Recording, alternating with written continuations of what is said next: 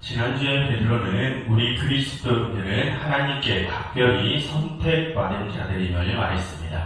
그런데 그것은 우리가 다른 이들보다 특별하기 때문이어서가 아니라 그것은 우리에게 세상에서 하나님의 아름다운 덕을, 즉 하나님의 선하심을 선포해야 하는 사명이 있기 때문이라고 했었죠. 그 사명을 감당하라고 우리가 하나님께 각별히 선택받았다고 했습니다. 그럼 여러분, 베드로는 그 하나님의 선하심을 우리가 어떻게 선포해야 한다고 했습니까? 우리가 그리스도의 거룩한 모습을 본받아서 그 본받은 모습으로 그것을 세상에 선포해야 한다고 했습니다. 그러니 베드로는 우리의 행실에서 죄악의 모습을 지워야 한다고 했었죠. 그것이 지난주까지 베드로가 했단 말입니다. 그리고 이제 2장 11절부터 3장 12절까지 해서 베드로는 우리가 사회에서 다른 사람들과 더 높은 도덕심을 가져야 함을 말을 합니다. 왜냐하면 그것은 방금 말씀드린 것처럼 우리가 세상에 하나님의 선하심을 우리의 행실로 보여줘야 하기 때문입니다. 그래서 지난주까지 베드로는 우리가 그동안의 죄악의 모습을 버리고 절제와 근신을 해야 함을 말했었죠. 그리고 오늘 베드로는 우리가 그렇게 죄악의 모습을 버리고 절제와 근신을 하기 위해서 우리가 우리의 육체의 정욕을 버려야 함을 말을 합니다. 우선 여러분 11절을 한번 보시면, 성경에서 11절을 보시면 베드로는 우리의 육체의 정욕이 우리의 영혼을 거스른다고 말을 하죠. 여러분, 여기서 베드로는 우리의 육체와 우리의 정신을 서로 대조합니다. 그것들을 대조함으로써 우리의 정신은, 우리의 육체는 부정함과 연결을 하고 우리의 영혼을 선함과 연결을 시킵니다. 그런데 여러분, 여기서 우리가 오해를 하면 안 되는 것이, 지금 베드로가 우리의 육체가 모두 다 부정하고 우리의 영혼은 모두 다 깨끗하다 이 말을 하는 게 아닙니다. 베드로는 그저 표현을, 우리의 욕심처럼 부정한 모습을 육체적인 일이라고 표현을 하는 것이고 선한 모습을 영혼의 일이라고 표현만 하는 것입니다. 여러분, 그거는 바울도 똑같죠. 우리가 지난번에 살펴봤던 고린도 전후서에서도 마찬가지로 바울도 역시 우리의 육체를 부정한 것으로 연결하고 우리의 영혼을 선함과 연결시켰습니다. 그런데 그것은 그냥 선함과 악함을 표현하는 방식이라고 했습니다. 여러분, 우리가 어려운 이웃을 도울 때가 있죠. 그럼 우리가 그들을 무엇으로 돕습니까? 우리 육체로 돕죠. 그런데 반대로 우리가 부정한 생각을 가질 때도 있지 않습니까? 그처럼 우리의 몸이 하는 모든 행동이 다 악한 것이 아니고 우리의 영혼의 모든 생각이 다 선한 것이 아니듯 이 성경에서 말하려는 의도는 그저 선과 악에 대한 표현을 영혼과 육체와 연결을 시킨다는 것 뿐입니다. 그러니 그것을 우리는 꼭 기억해야 할 것입니다. 아무튼 그래서 지금 베드로의 요지는 우리의 행실에서 악함을 버리고 선함을 가지라는 것입니다. 그런데 왜 우리가 선함을 가져야 한다고 합니까? 12절을 한번 보시면 너희를 악행한다고 비방하는 자들로 하여금 너희의 선한 일을 보고 오시는 날에, 마지막 날을 가리키죠. 오시는 날에 하나님께 영광을 돌리게 하려 함이라 라고 합니다. 여러분, 지금 베드로는 우리의 선한 일이 마지막 날에 하나님께 영광이 된다고 합니다. 여러분, 지난주에 베드로는 우리가 선함을 보여주는 것이 하나님의 선하심을 드러내는 것이라고 했었죠. 그래서 지금 베드로는 그 말을 다시 말하는 것입니다. 우리가 그렇게 선함을 보이면 사람들은 그것을 보고 하나님의 선하심을 보게 된다는 것입니다. 그래서 사람들은 우리의 선함을 보고 하나님께 영광을 돌린다는 것이죠. 그런데 여러분, 여기서 베드로는 어떤 사람들이 우리의 선함을 보고 하나님께 영광을 돌리게 될 것이라고 합니까?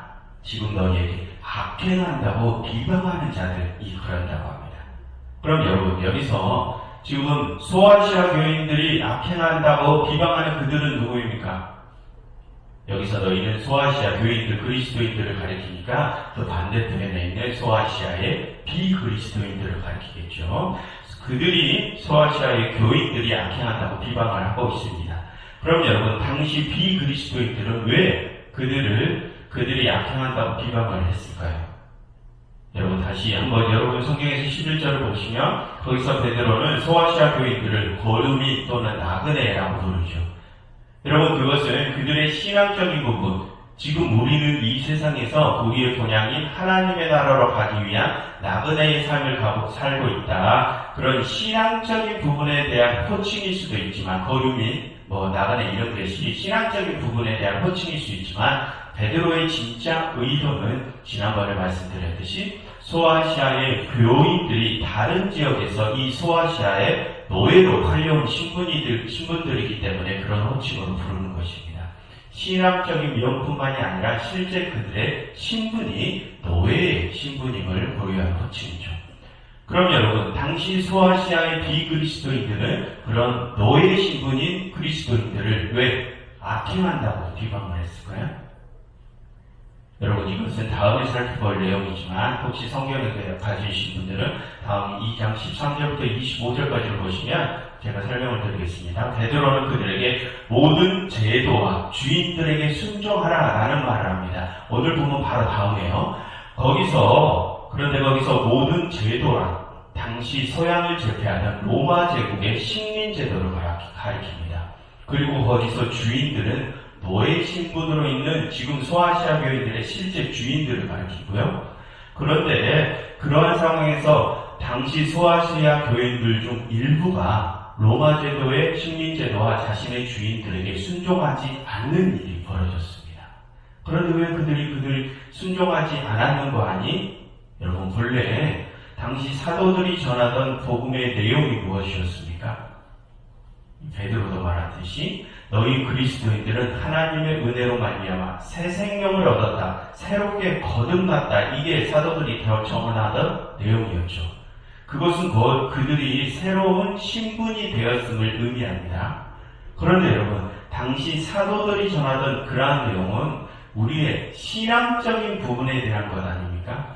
그런데 당시 소아시아 교인들 중에는 그것을 오해하고 자신들의 실제 신분이 바뀌었다고 여긴 이들이 있었던 것입니다.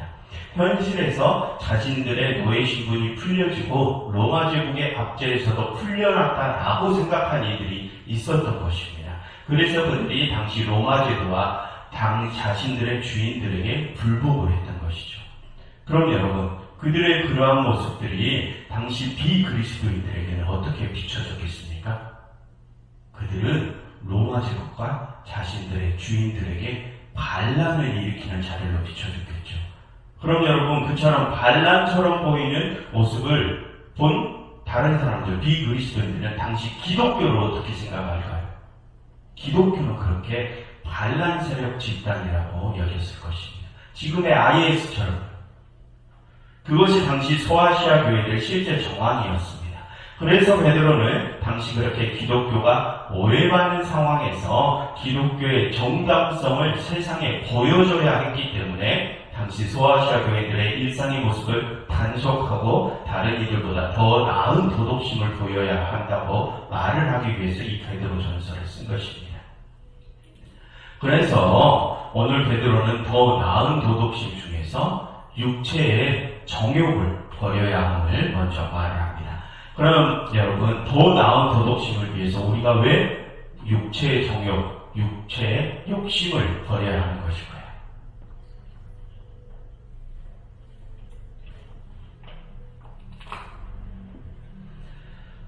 여러분, 당시 활동하던 스토아파의 도덕가들이 있습니다. 그때 스토아파들은 당시 유행하던 그 철학 사조들을 했습니다. 그래서 신학자들도 그런 사조에 따랐습니다.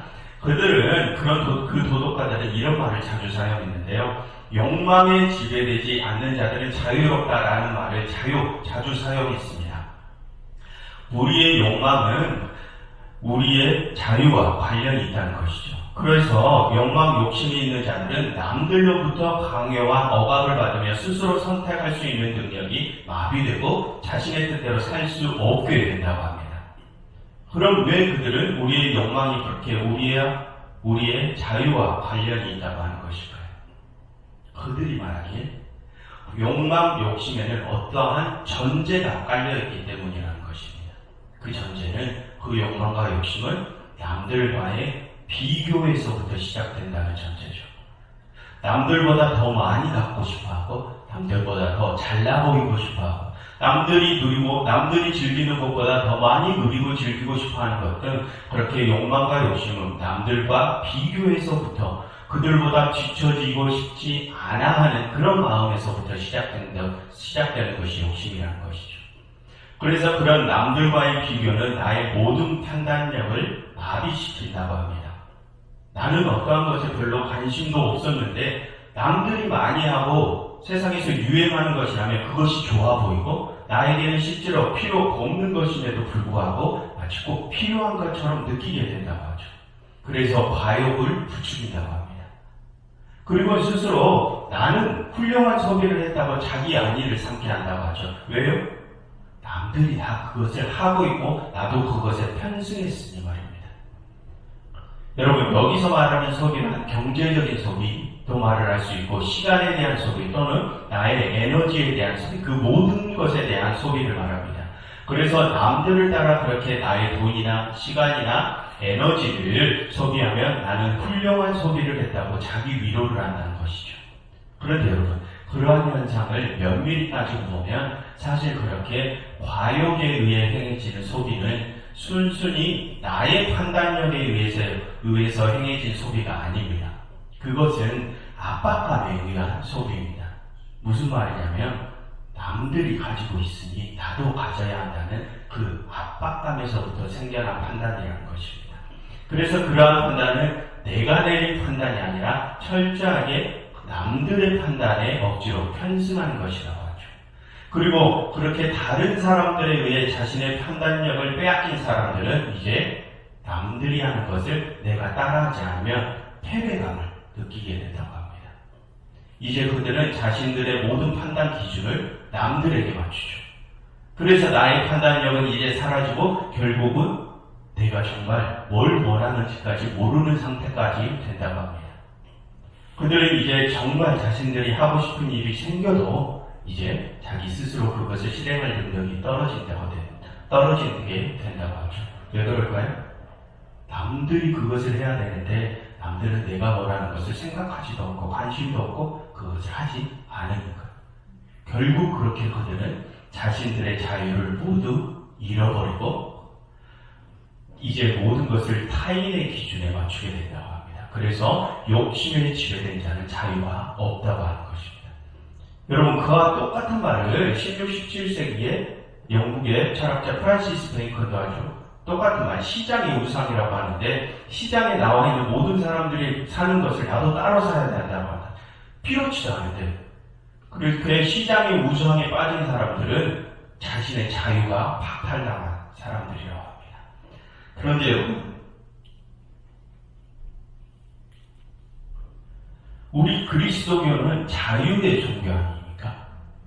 예수님께서는 당신의 보혈로 말미암아 우리의 죄악에서부터 자유하게 해주셨습니다.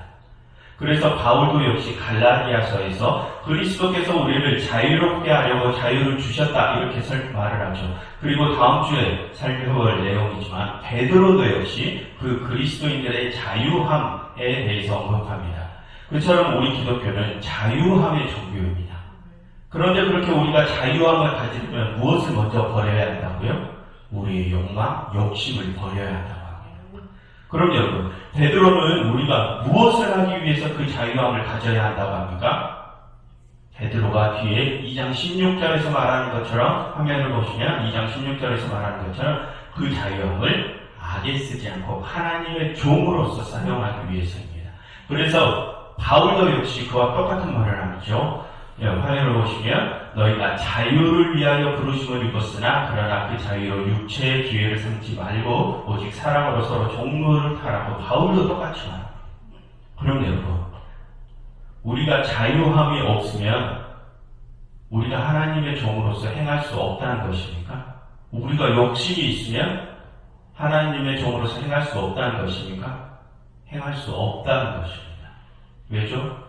우리에게 자유함이 없이 또다시 욕망에 사로잡혀 행동하다 보면 우리가 하나님의 일을 해야 한다는 판단을 할 수 없게 되기 때문이라고 합니다. 그럼 그것은 왜 그렇습니까? 욕망은 아까 누구의 판단에 의해서 따라 행하는 것이라고 했죠? 다른 사람들의 판단에 의해서 행하는 것이라고 했습니다.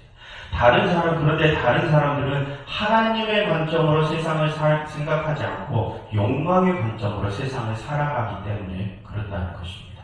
그런데 우리가 욕망을 버리지 않으면, 자유함을 찾지 않으면, 아까도 말씀드렸듯이 우리는 그들에게 우리의 판단력을 빼앗겨서 그들이 원하는 대로, 그들의 그 욕망 그대로 우리도 모든 판단과 행동을 하게 된다는 것입니다.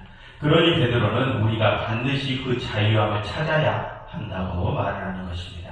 그리고 그것을 위해 우리는 반드시 우리의 욕심과 욕망을 버려야 한다는 것이죠. 그럼 여러분, 욕망과 욕심은 우리에게 자유함을 빼앗아가고 그것은 또다시 우리로 하여금 하나님의 일을 하지 못하게 합니다.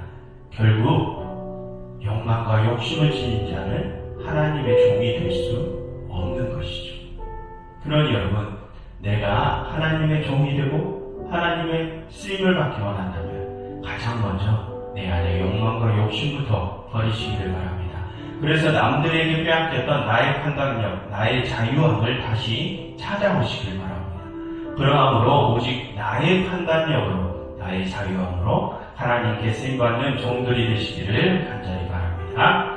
여러분, 이 시간 이렇게 함께 기도하면 좋겠습니다. 하나님, 저희로 욕망과 욕심을 버리게 해주시고 남들의 기준대로 살지 않게 해주세요.